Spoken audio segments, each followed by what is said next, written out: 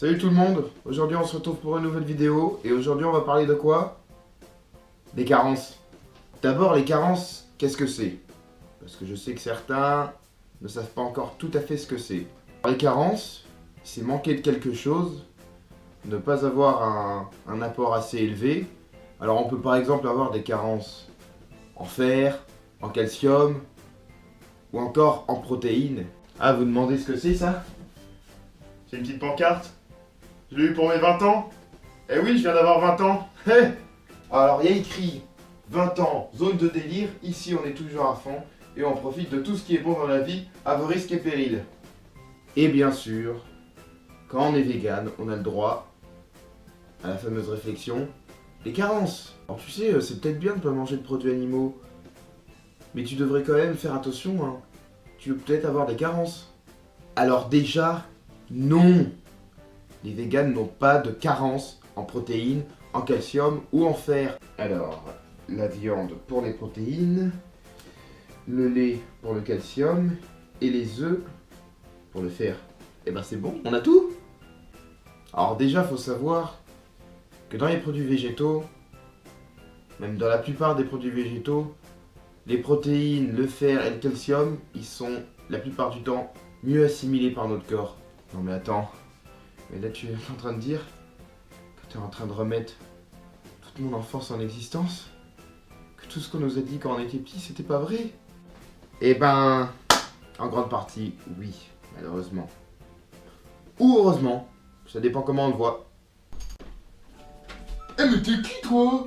Pour donner des leçons comme ça? Oh? Non, mais en fait, non mais, je suis pas là pour donner des leçons. Et me voyez pas comme ça. J'ai juste envie de vous dire la vérité, quoi. C'est tout. Pouh! Je comprends pas pourquoi vous êtes méchant comme ça avec les véganes. On vous a rien fait.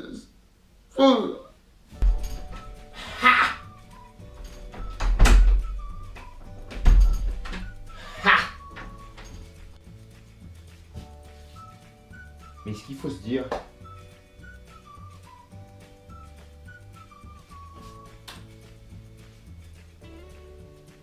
qu'il faut bien se mettre dans la tête, c'est que manger vegan, alors déjà de 1, c'est pas que des légumes, de 2, c'est pas chiant, et de 3, c'est pas dégueulasse.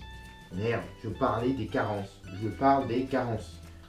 En bref, pour revenir aux carences, parce que bon, des fois les gens qui nous connaissent pas, j'ai un peu l'impression qu'ils pensent que ça se passe comme ça dans la vraie vie de tous les jours. Ouais, bon alors tiens, je vais y aller, moi je vais faire ça,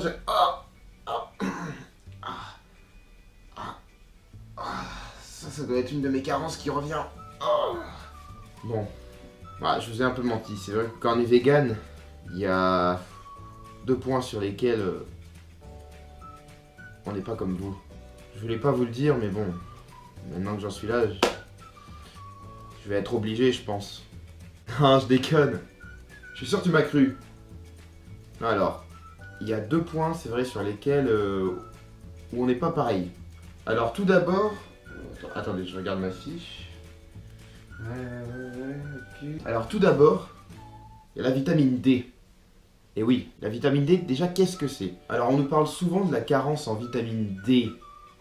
Mais déjà, est-ce que ces gens qui nous disent qu'on est en carence de vitamine D savent comment on obtient la vitamine D?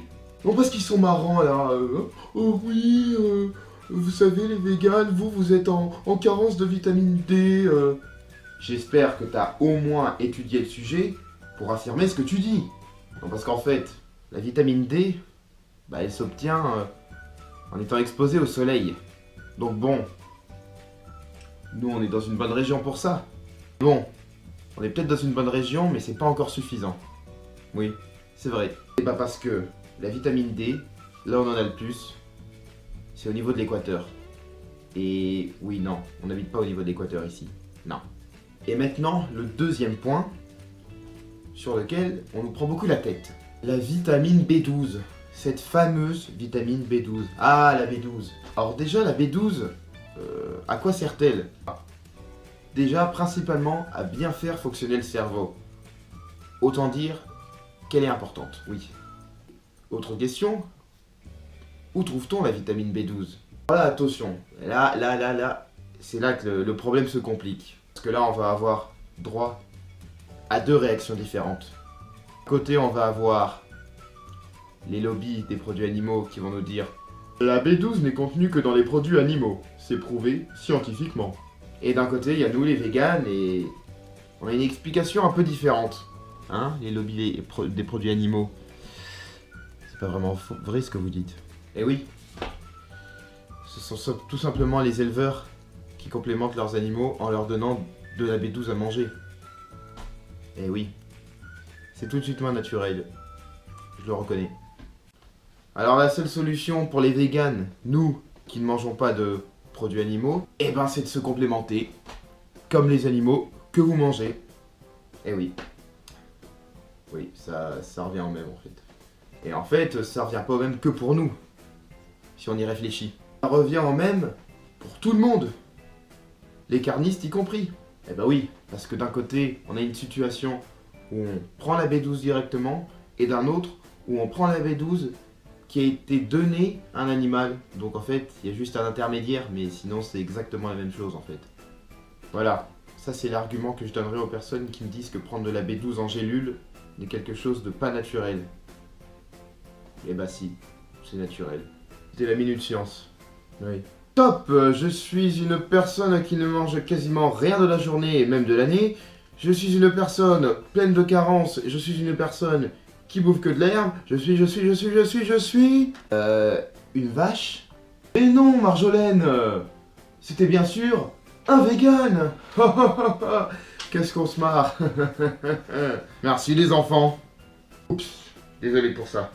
Ça doit sûrement être une de mes carences qui revient encore. Désolé. Merci à tous d'avoir regardé la vidéo. Vous pouvez laisser un pouce bleu. Vous pouvez aussi vous abonner et partager la vidéo. Et on se retrouvera bientôt pour une autre vidéo. PS, je n'attendrai pas 3 mois pour faire la prochaine vidéo. J'ai retenu votre message. Merci.